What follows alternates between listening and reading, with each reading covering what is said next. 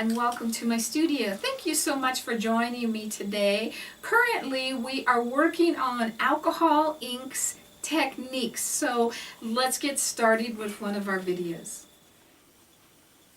On this one, we're going to kind of give it a modern art feel, and I'm going to start out with 3 colors. Now, on my base colors on this, I want it kind of iridescent, so I'm going to start with my Pearl Mixative, and I'm going to add that to each of my colors.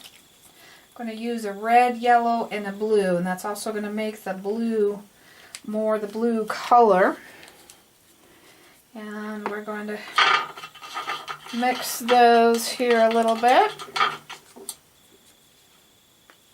And then I'm going to apply them on to the section that I want them to go to, and don't make them exactly perfect. And I'm just using my cotton rounds to apply them here.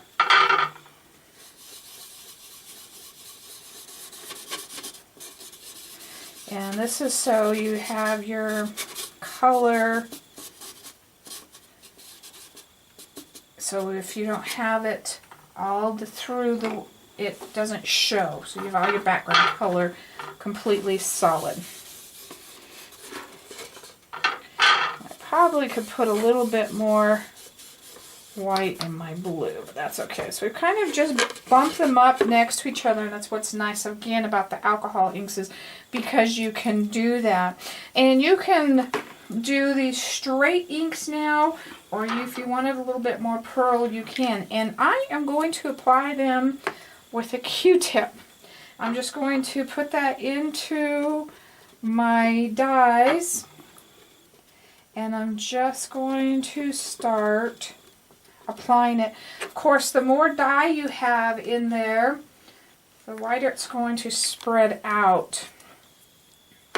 Once you get it absorbed, it goes quite a bit of ways. Now, you don't want to touch them next to each other, kind of let them dry in between, and that's what separates the dots. And then you can come back in. And you kind of want to walk your colors over a little bit into the next color. You don't want to just stop off, and you can do a little bit or a lot, whatever you kind of feel.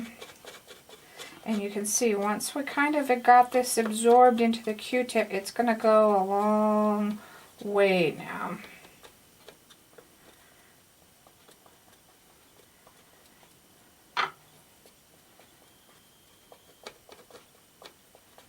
But we want to come in and really get those.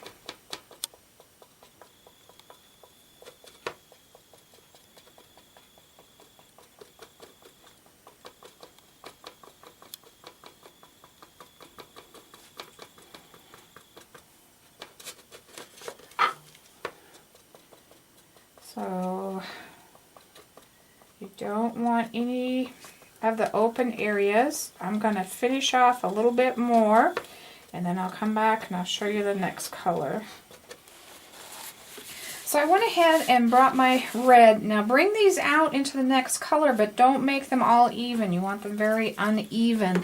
And then I'm going to mix some white with my blue so that it turns blue and not green. Couple dots of white here from our mixative. I gave up on trying to keep my hands clean and trying to keep gloves on. That is nearly impossible. So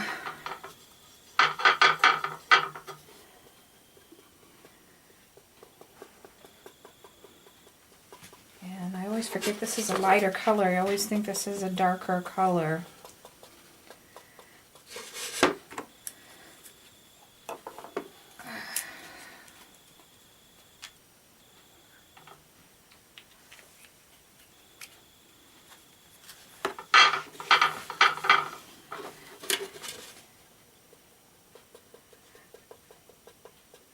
Back over those lighter ones with my darker hair. just a bit. Nice thing is there's no right or wrong. And that's why we leave mistakes in our videos, as we've told you in the past.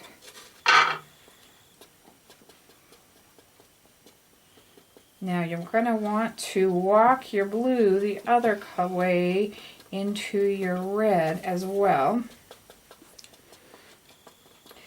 And I probably would have liked this a little bit better, a little bit darker blue background as well. But I'm going to go ahead and finish this color up and we'll start our yellow. So we're going to go to our yellow, and if you think it needs a little darker color, you could add a little darker, a little bit of a brown to it as well. I almost got a red, white, and blue theme going here. But when you bring these over, you want to transition them. And I'm just going to go ahead and keep dotting those until I have my yellow filled in. That is how we do that with our Q-tips, kind of painting it abstract with our Q-tips. So just do that all the way around the gourd. You can use more colors, you can use less colors, just however you see that, and just have fun with that technique. Thank you so much for watching our video today. One of the great sources for alcohol inks is bluewhalearts.com, as well as your local scrapbooking section, so check those out.